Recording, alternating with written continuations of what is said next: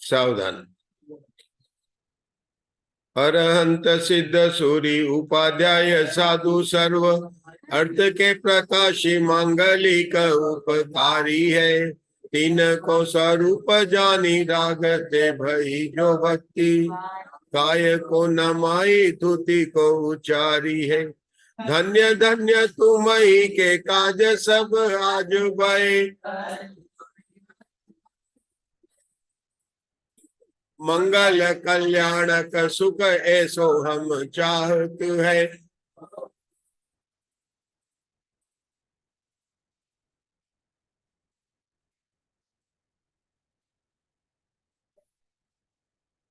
यह सर्व काल विषयार्थानां यथार्थ वेदी देवेंद्र वंद मनुजेन्द्र मुनीन्द्र वंद्य निर्दग्ध संसति निबंधन कर्म कक्ष तम वर्धमान जिन नाथ महम नमामि। समर्षण में विराजमान भगवान महावीर को हम हाथ जोड़कर नमस्कार करते हैं। उनके द्वारा तीर्थंकर के द्वारा उक्ति शुद्ध उनको नमस्कार करते हैं। रत्नत्रय धारक आचार्य उपाध्याय साधु परमेश जी को हम नमस्कार करते हैं। भगवान महावीर को हमने नमस्कार किया, यानी जिनेंद्र भगवान को नमस्कार किया। प्रश्न उठता है कि कौन से जिनेंद्र भगवान को नमस्कार किया। जिन्हें भगवान महावीर जिनेंद्र हैं, तो ऐसा प्रश्न क्यों हुआ? जब हमने कहा कि भगवान महावीर को जिनेंद्र कहा, तो जिनागम में गाथा आती है, नाम जीना जीण जीना ठमण जीना पुण जिनिंद परिमाओ दव जीना जीण जीना भाव जीना समवसरण था। 4 प्रकार के जिनेंद्र बताए। नाम जिनेंद्र, स्थापना जिनेंद्र, द्रव्य जिनेंद्र और भाव जिनेंद्र। जब हमने जिनेंद्र भगवान को नमस्कार किया, तो इन 4 जिनेंद्र में से कौन से भगवान को नमस्कार किया? जैसे किसी व्यक्ति का नाम मैंने महावीर रख दिया, किसी प्रतिमा को स्थापित किया और ये भगवान महावीर की प्रतिमा है। 4 प्रकार के जिनेंद्रों में से प्रश्न उठाया जा रहा है कि नाम जिनेंद्र, स्थापना जिनेंद्र, द्रव्य जिनेंद्र और भाव जिनेंद्र में से आपने किसको नमस्कार किया और क्यों नमस्कार किया? 2 प्रश्न उठाया। क्या प्रश्न उठाया? किसको नमस्कार किया और क्यों नमस्कार किया। पहले प्रश्न के उत्तर में अगर हमने किसी का नाम महावीर रख दिया, तो क्या हम उसको नमस्कार करेंगे? अरे जगत में किसी व्यक्ति का तो क्या, किसी दुकान का नाम भी रख देते हैं, महावीर वस्त्रालय, महावीर दुग्धालय, नाम रखते हैं जगत में। तो नाम जिनेंद्र को तो यहां पर नमस्कार नहीं किया, क्योंकि हमारे यहां पर गुणों को नमस्कार किया जाता है, किसी व्यक्तिगत विशेष को नमस्कार नहीं किया जाता है। तो नाम जिनेंद्र में चूंकि वो गुण नहीं पाए जाते, कौन से गुण? सर्वज्ञता और वितरागता, ये जिनमें नहीं पाए जाते वो जिनेंद्र नहीं है। इसलिए किसी को नाम जिनेंद्र को हम यहां पर नमस्कार नहीं किया। 4 प्रकार के जिनेंद्र में से दूसरे जिनेंद्र का क्या नाम था? स्थापना जिनेंद्र। नाम जिनेन्द्र, स्थापना जिनेन्द्र, द्रव्य जिनेन्द्र और भाव जिनेन्द्र। पहले प्रश्न का उत्तर चल रहा है कि आपने कौन से जिनेन्द्र को नमस्कार किया। तो नाम जिनेन्द्र को तो नमस्कार नहीं किया, क्योंकि हम गुणों की पूजा करते हैं और नाम जिनेन्द्र में जरूरी नहीं कि गुण उनमें पाए जाते हैं। लेकिन स्थापना जिनेन्द्र, पहले ये तो देखें कि स्थापना जिनेन्द्र किसे कहते हैं। जो प्रतिमा जो भगवान महावीर विराजमान है महावीर जिनालय में, वो कौन से जिनेन्द्र है? स्थापना जिनेन्द्र। और जो केवल ज्ञान से परिणित समोषण में विराजमान है, वो कौन से जिनेन्द्र है? भाव जिनेन्द्र। द्रव्य जिनेन्द्र, जिनके तीर्थंकर नाम कर्म की प्रकृति बन गई और होने वाले हैं और उस भाव में जन्म ले लिया। यानी भगवान महावीर जब 16वें स्वर्ग से आए, माता त्रिशला को 16 सपने दिखाए। आपको पता है ना, भगवान महावीर ने नंद राजा के भाव में 16 कारण भावना भाई, 16 स्वर्ग में गए, 16वें स्वर्ग में गए और माता त्रिशला को 16 सपना दिखाया। जब उस बालक महावीर का जन्म हुआ था, उसकी सत्ता में तीर्थंकर प्रकृति बंधी हुई थी। लेकिन क्या उन तीर्थंकर को नमस्कार करते? कहा तो जाता है कि इंद्र आता है, ऐरावत हाथी पर बैठकर आता है, जिनेन्द्र भगवान को मेरू पर्वत पर ले जाता है और उनका जन्माभिषेक भी करता है। तो क्या उनको हम नमस्कार करते हैं क्या? देखिए, जो मेरू पर्वत पर इंद्र ने जन्माभिषेक बनाया, वह न तो स्थापना जिनेन्द्र थे और न भाव जिनेन्द्र थे, वे द्रव्य जिनेन्द्र थे। पूजा और पूजनी कौन इन चार में से, ये हमारी प्रश्न चल रहा है कि नाम जिनेन्द्र,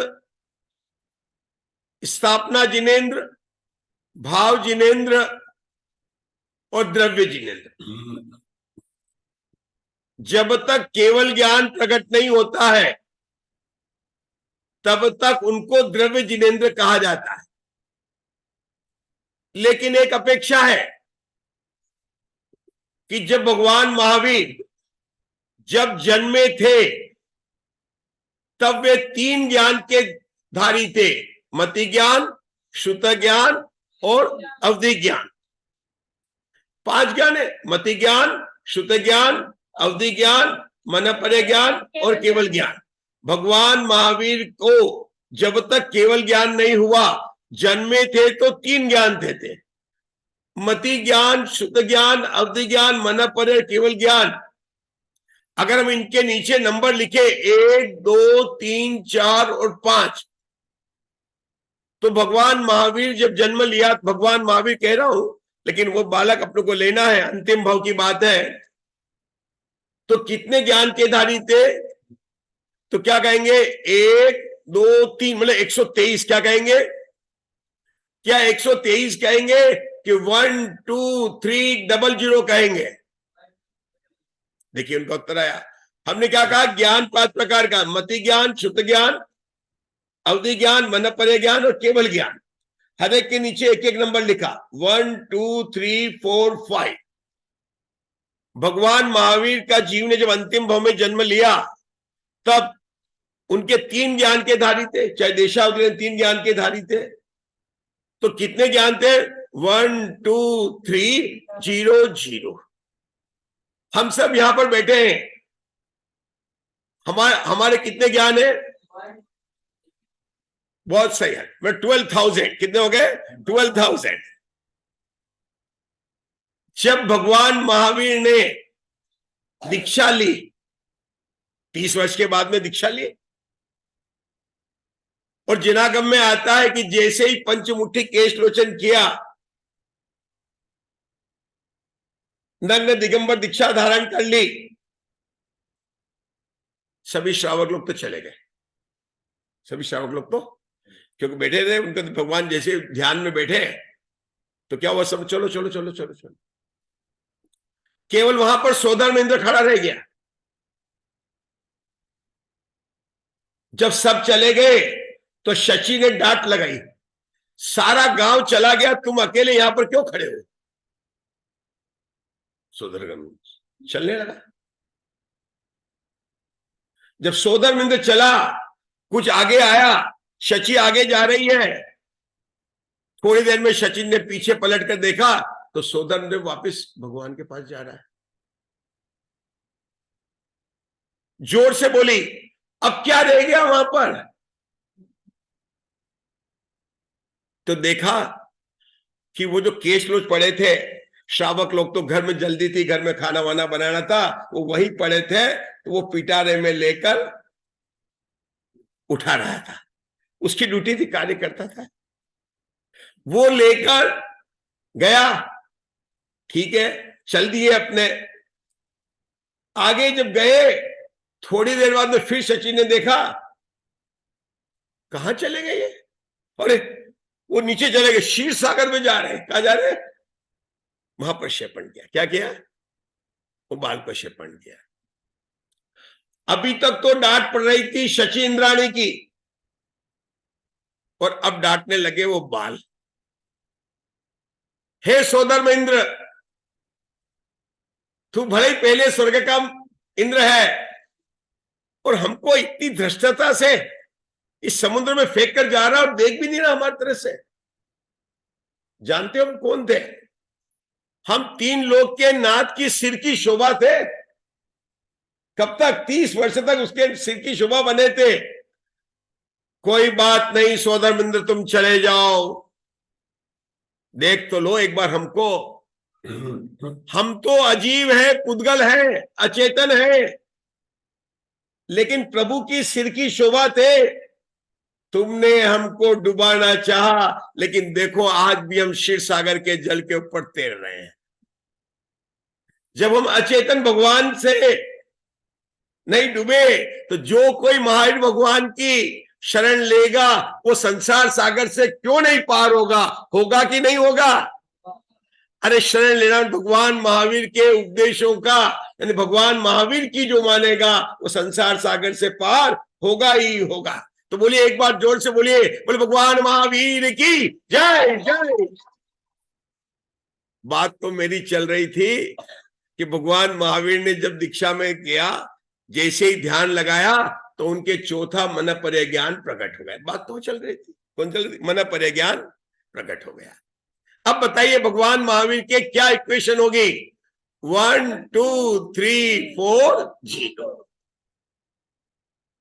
अच्छा, भगवान महावीर के 1 2 3 0 कितने साल तक रहा? 30 वर्ष तक। और 1 2 3 4 0 कितने वर्ष तक रहा? आपको बताना है।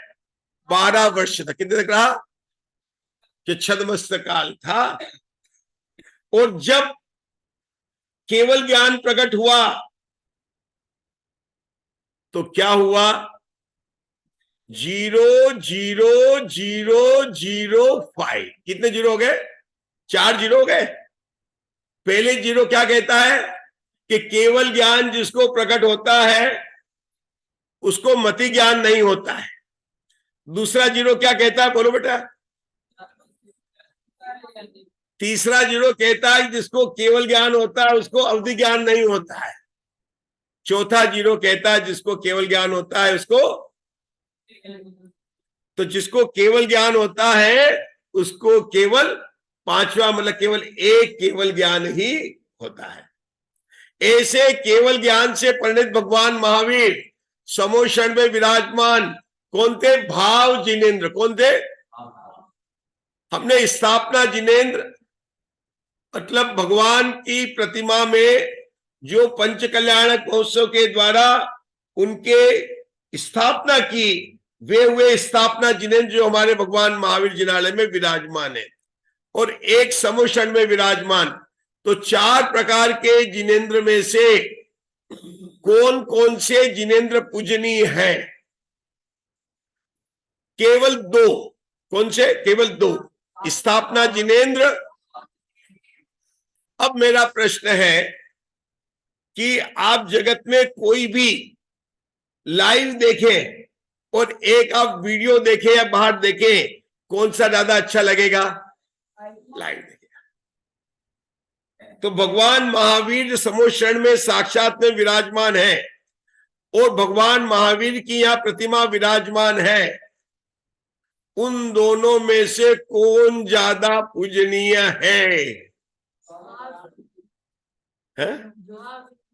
भाव जिनेंद्र एक उत्तर आया। आप लोग भी बोल सकते हैं, तो सब जानते हैं कि लाइव शो देखेंगे। दूसरा उत्तर आया, तो एक इधर लॉक हो गया, इधर लॉक हो गया, दो उत्तर तो मिल गए। तीसरा उत्तर, भाई यहां पर ये तो कोई कहने वाला नहीं कि कोई भी पूजनी नहीं, दोनों में से, क्योंकि नाम नहीं पूजनी, ये बात तो ठीक है। द्रव्य जिनेंद्र नहीं पूजनी, लेकिन स्थापना और भाव जिनेंद्र तो पूजनी है।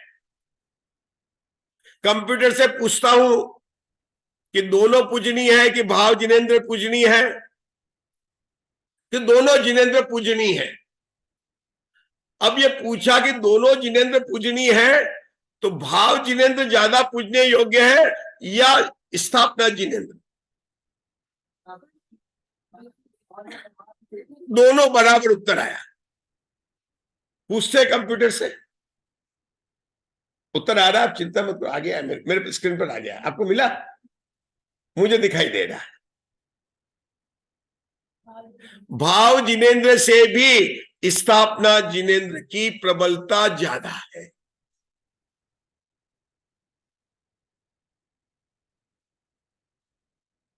एक विराजमान मूर्ति से जितने जीव सम्यक दर्शन प्राप्त करते हैं, जितने जीव तिर जाते हैं, वो एक भगवान के साक्षात समोशरण में बैठे से ज्यादा होते हैं। भगवान महावीर का समोशरण 30 वर्ष तक था, उसके बाद में काम किससे चलाना पड़ेगा? 42,000 वर्ष तक किससे काम चलेगा? पूज्यता की अपेक्षा से नहीं, प्रबलता की अपेक्षा से। भाव अपने को लगता कि भाव जिनेंद्र है, क्योंकि हम सोचते कि स्थापना जिनेंद्र को हमें थोड़ा कम लगता है, लेकिन स्थापना जिनेंद्र में धर्म भाव, अनुग्रह, प्रबलता बहुत ज्यादा है। उदाहरण दो, हम मूर्ति को नहीं, मूर्तिमान को पूज रहे। किसको पूज रहे? अरे मूर्ति तो पाषाण की बनी हुई है, लेकिन हम मूर्ति को नहीं, किसको पूज रहे? मूर्तिमान को पूज रहे। और मूर्ति का प्रभावक इतना ज्यादा है, अगर उसका उदाहरण मिलता है तो एकलव्य। कौन मिलता है? आपको पता है, गुरु द्रोणाचार्य का ये नियम था कि केवल वे राजपुत्र को ही धनुर्विद्या सिखाएंगे, और उसमें भी उन्होंने अर्जुन को वचन दे दिया था कि मैं तुम्हें सबसे प्रसिद्ध और चतुर धनुर्धारी बनाऊंगा। एकलव्य जब उनके पास में आता है, तब उसको हताश होना पड़ता है, क्योंकि गुरु द्रोणाचार्य ने उसको शिक्षा में अपने देने से इनकार कर दिया। क्या करे?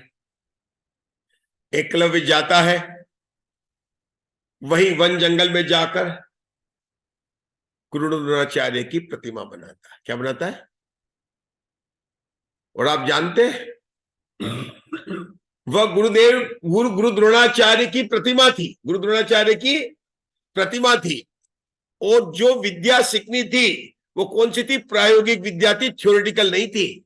एक बार आपको कोई पोयम याद करनी है, कुछ करने, तब तो आप घर में बैठकर भी ऑफलाइन कर सकते हैं, डे स्कॉलर बन के कर सकते हैं, लेकिन वो कौन सी थी? प्रैक्टिकल ट्रेनिंग थी। जैसे एरोप्लेन को उड़ाने की ट्रेनिंग दी जाती है, क्या केवल किताब से पढ़कर और पास होकर किसी को पायलट बनाया जा सकता है? ड्राइविंग, प्रैक्टिकल ट्रेनिंग, जब तक आप प्रैक्टिकली पास नहीं करेंगे, वो प्रायोगिक विद्या में नहीं आप सफल होंगे, तब तक आपकी वह विद्या नहीं गिनी जाएगी।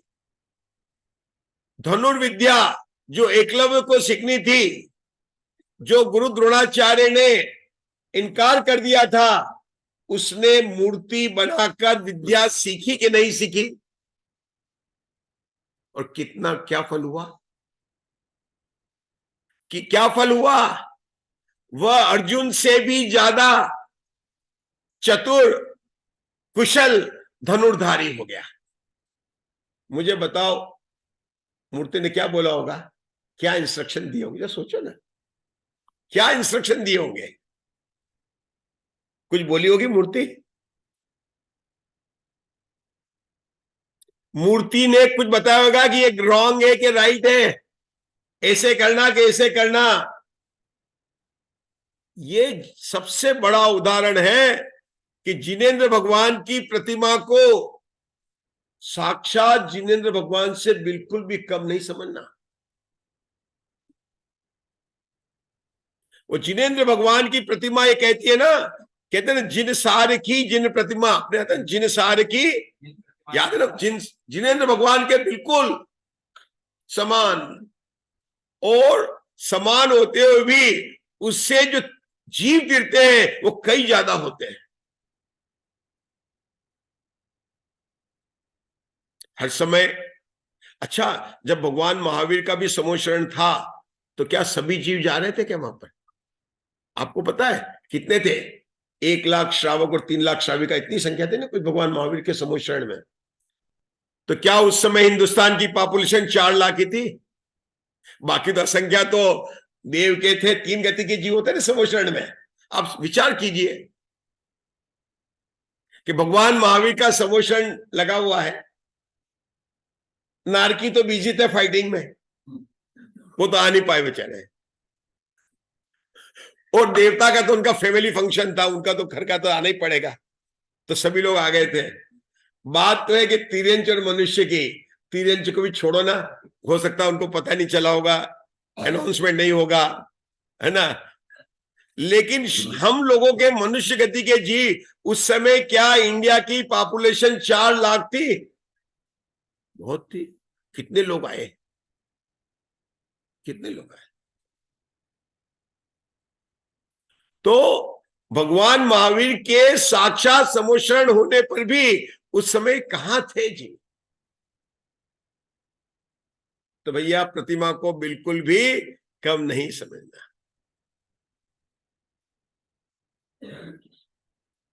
भगवान महावीर के ज्ञान की बात कर रहे थे अपन, कि केवल ज्ञान से विराजमान साक्षात तीर्थंकर है, जिनके अभी हमने ज्ञानों की संख्या भी लिखी। कैसे लिखा था? 1 2 3 00, फिर क्या हो गए? 1 2 3 4 0, और फिर क्या हो गए? 0 0 0 5। अच्छा, ये केवल ज्ञान में हो गया, केवल दर्शन में भी हुआ, क्योंकि जब केवल ज्ञान प्रकट हुआ तब दर्शन भी तो साथ में प्रकट हुआ ना, तो केवल दर्शन भी प्रकट हुआ। तो दर्शन कितने प्रकार का होता है? आपने पढ़ा होगा, चक्षु दर्शन, अचक्षु दर्शन, अवधि दर्शन और केवल दर्शन। भगवान महावीर के जीवन जब अंतिम भाव में 34वां भाव की बात चल रहे हैं, हम जानते ना, भगवान महावीर के पुराण में सबसे ज्यादा भाव की बात आती है। सबसे बड़ा पुराण का वर्णन मिलता है आदिनाथ भगवान का, और सबसे ज्यादा भावों की संख्या मिलती है भगवान, मतलब भगवान महावीर के 34 भाव के मिलती है। उन्होंने 34वें भाव में 34 अतिशय प्रकट करके मोक्ष चले गए। जब उनको केवल ज्ञान हुआ तब क्या चक्षु दर्शन था, क्या अचक्षु दर्शन था, क्या अवधि दर्शन था, कि क्या केवल दर्शन था? केवल। अगर यहां पर भी नंबर दे 1 2 3 4 1 0, तो क्या आएगा? 1 2 3 0। केवल ज्ञान प्रकट हुए, जब तक वो मुनि अवस्था में थे तब क्या था उनको? 1 2 3 0 था। पहला क्या था? चक्षु दर्शन। दूसरा क्या था? तीसरा क्या था? जब उनको केवल दर्शन प्रकट हो गया तो क्या केवल दर्शन होने के बाद में वापिस उनको चक्षु दर्शन हो सकता है क्या? क्या केवल ज्ञान होने के बाद में क्या वापिस वो छद्मस्त हो सकते थे क्या? इसका क्या अर्थ निकलता है कि अगर भगवान महावीर के केवल ज्ञान और केवल दर्शन में प्रथमान योग से वर्णन करें, किसे करें? प्रथमान योग। प्रथमान योग का अर्थ वह नहीं है जो आप बोल रहे हैं प्रथमान योग। प्रथमान योग, करणान योग, चरणान योग और द्रव्यान योग। प्रथमान योग का अर्थ है प्रथम और अप्रथम अनुयोग। क्या कह रहा हूं मैं?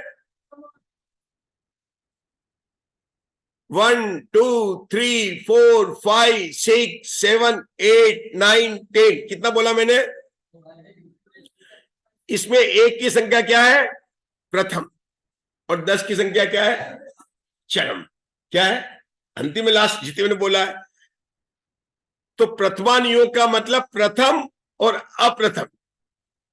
भगवान महावीर को केवल ज्ञान प्रकट हुआ, केवल दर्शन प्रकट हुआ, क्या उसका प्रथम समय था कि नहीं था?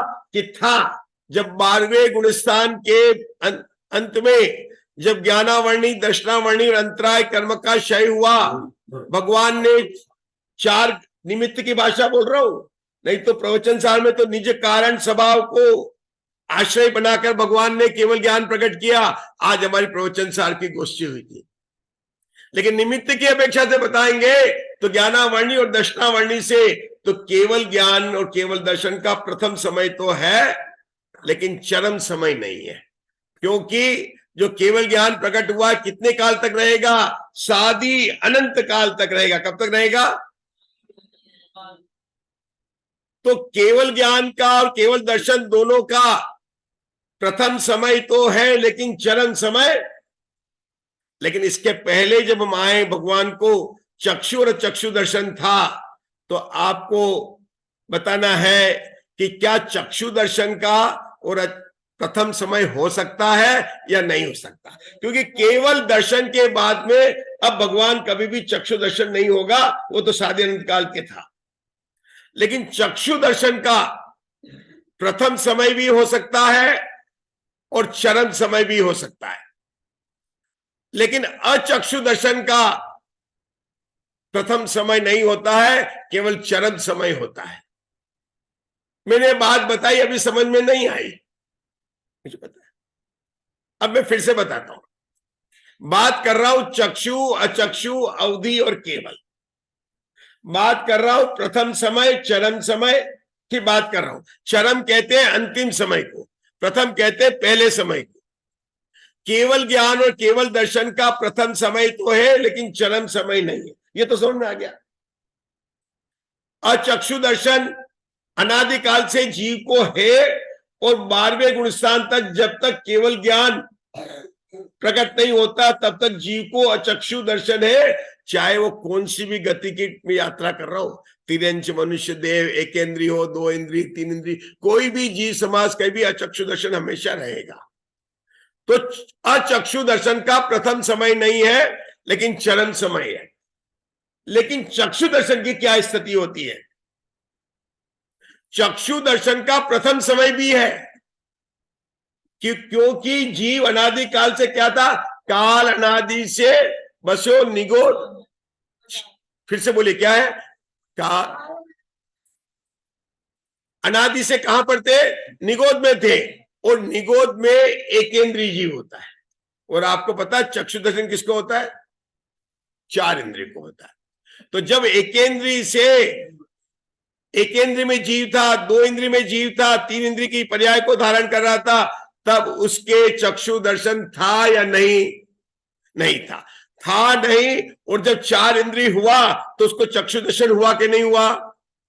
तो चक्षु दर्शन का प्रथम समय है।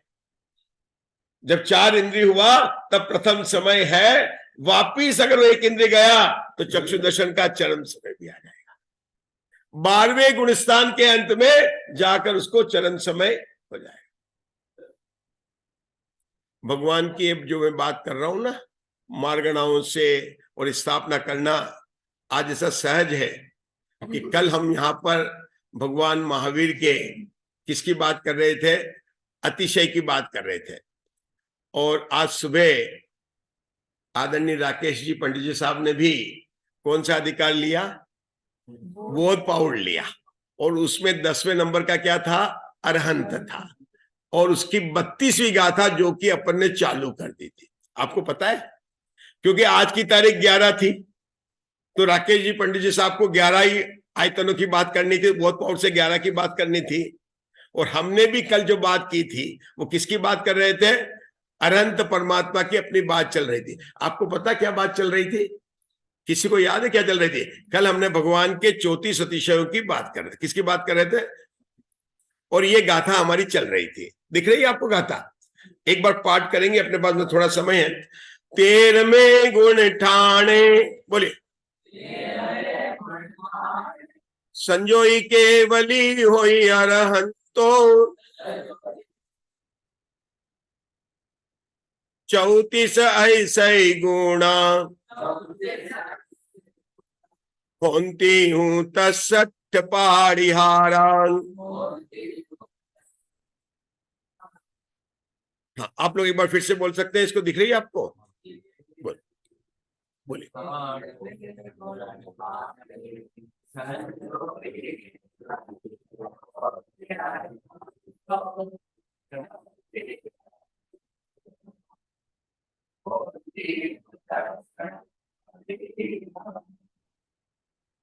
लिखा है अनंत भगवान के 34 अतिशय, लेकिन वास्तव में तीर्थंकर भगवान के ही 34 अतिशय होते हैं। ये तो सामान्य प्ररूपणा है, क्योंकि जो तीर्थंकर होते हैं वे सभी अनंत होते हैं, इसलिए। लेकिन सभी अनंत होते हुए तीर्थंकर नहीं होते, तो जरूरी नहीं कि उनके 34 हो। लेकिन भगवान महावीर की तो विशेषता ही है, 34वां भाव चल रहा है और उसमें 34 अतिशय प्रकट किए।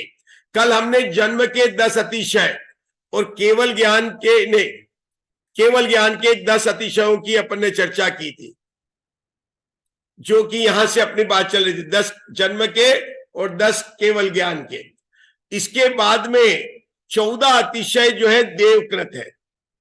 कल के जो अतिशय याद किए थे अपन ने जन्म के, और आप लोगों ने मुझे सुनाए भी थे कि जन्म के 10 अतिशय में 5 इधर और 5 इधर। कौन बताएगा आज? देखिए, प्रथम शयनन, प्रथम संस्थान, याद है ना, और श्वेत रक्त, बहुत बढ़िया। आगे भगवान के पसीना नहीं आता, भगवान के, और भगवान के ये 5। इधर 5 कौन से थे इस उंगली में?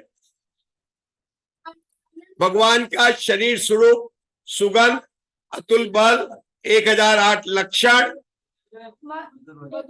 हित प्रिय मधुर वचन, 10। केवल ज्ञान, जब केवल ज्ञान होता तो केवल ज्ञान के, क्योंकि भगवान का केवल ज्ञान होने के बाद में शरीर ऊपर चला जाता है। 5000 धनुष बराबर 500 धनुष, 500 धनुष ऊपर चला जाता है। आकाश में गमन होता है। उनका मुंह एक होता है लेकिन चारों दिशाओं में दिखता है, ये उनका अतिशय है। होता तो एक है लेकिन दिखता कितना है? चारों दिशाओं में दिखता है। सब विद्याओं का ईश्वरपना, तो केवल ज्ञान हो गया। उसके बाद में सभी और 100 योजन तक दुर्भिक्षिता, जहां पर भगवान का समोषण होता है वहां पर हिंसा का अभाव, मतलब अहिंसा। ये हो गए 5। और 5 कौन से थे केवल ज्ञान के? कि केवल ज्ञान होने पर भगवान के निराहार, निरुपसर्ग, आंखों का पलक नहीं झटकना, छाया नहीं पड़ना, और न केश को नहीं होना। इसके अलावा देवकृत के जो 14 अतिशय है वो वास्तव में समोशरण की अरेंजमेंट इस प्रकार से है कि आप लोग सब शांति से बैठकर दिव्य ध्वनि को सुने। ये देवकृत अतिशय है। तो देखिए, समोशरण के 14 अतिशय यहां भी लिखा हुआ अपने देखते। 14 अतिशय है कौन से? कि जो भगवान की दिव्य ध्वनि कीर्ति है वो कौन सी? ओंकार रूप से कीर्ति है, तो उनका मागधी भाषा में उसका कन्वर्ट करना। सर्व जीव जो बैठे आपस में, उनमें मैत्री होना, सर्वजीवगत मैत्रीगत। क्योंकि अगर आपस में मैत्री नहीं होंगे तो समोशरण में असंख्यात जीव हैं, आपस में वहीं पर ही फाइटिंग हो जाएगी। सब जीव में बैठे तो हैं, लेकिन अगर आनंद नहीं आएगा तो भगवान का कौन प्रवचन सुनेगा? तो सर्व जीव को वहां पर आनंद का आना। सर्व ऋतुज के फल फूल, और जो फसल है वह शाली से पूरी की पूरी फलीभूत हो जाती है। ये तो हो गए 5 अतिशय। इसके बाद में समोशरण की जो भूमि होती है वो बिल्कुल दर्पण के समान हो जाती है। एक, वहां पर कोई भी कांटे धूल वगैरह नहीं रहती है। ये हो गया जमीन पर। ऊपर आए तो मंद सुगंध हवा चल रही है, हवा सुगंध चल रही है, और मंद मंद गंधोदक की वृष्टि हो रही है। आकाश में देखेंगे तो निर्मल गगन है। हो गए 10 और 10, 4, 5 और 5 10। अब 4 अतिशय और कि भगवान का विहार भी तो होता है ना, तो उनके आगे धर्म चक्र चलेगा, कमल की रचना होगी, दिव्य धनी बनेगी, सिंहासन बनेगा। ये सारे जो है 14 अतिशय समोशरण के विहार में होते हैं। भगवान का समोशरण आज भी लगा था तेरे में, यद्यपि भगवान अभी वर्तमान में तो सिद्ध परमेष्ठी है, हम तो निगम नहीं से भगवान की बात कर रहे हैं। उनका आज तो समोशरण लगा हुआ था और 13 का दिन था। आपको पता है, मैंने अभी आपको बोला था कि समोशरण में केवल 4 लाख श्रोता थे, 3 लाख, और उसमें भारत की संख्या बहुत ज्यादा थी। तो हो सकता है कि कुछ श्रोता ऐसे होंगे जो केवल आज के दिन आए होंगे। कब आए होंगे? आज के दिन आए होंगे, और उनको भगवान महावीर का उपदेश मिल गया होगा, तो उन्होंने अपने को कहा कि वी आर वेरी लकी। क्या कहा अपन ने? 12 वर्ष तक तो नहीं आए, लेकिन आज तो हम बहुत ज्यादा, इसलिए आज का क्या नाम था? धन्य तेरस। क्या हो गया इसका? धन्य तेरस हो गया, और हमने उसको क्या बना दिया है? धन तेरस। ये सब तो मिथ्या भ्रांति है। उसको चाहे आप कह दो कि हम केवल ज्ञान लक्ष्मी की पूजा करते हैं, ये सब करते हैं, ये सब मिथ्या भ्रांति है। आज तो वापस में धन्य तेरस इसलिए थी कि आज का उपदेश मिला था। और आज ही प्रवचन सार की गोष्ठी में 85 कब देखा कि अगर हमें अपना आत्मा का कल्याण करना है तो प्रधानतर साधन अगर कोई है, निमित्त है लेकिन प्रधानतर साधन है, तो वह क्या है? भगवान की वाणी। और प्रधानतम साधन तो मेरा स्वयं का शुद्धात्मा है। अगर हमें अपना कल्याण करना है तो वास्तव में हमें बोलना ही पड़ेगा, भूतकाल प्रभु आपका,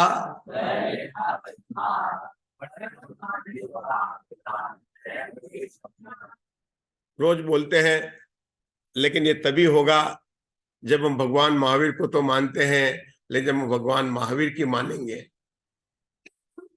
हम अपने जीवन में इस दीपावली के अवसर पर जो निर्वाण महोत्सव मनाने हम यहाँ पर आए, शिविर अपना रत्नत्रय विधान हो रहा है, वास्तव में हम इस बार ऐसा करके जाएं कि हमने जो कार्य आज तक प्रकट नहीं किया वह हमारे जीवन में प्रकट हो। इसे मंगल कामना से मैं अपने यहाँ पर विराम देता हूँ।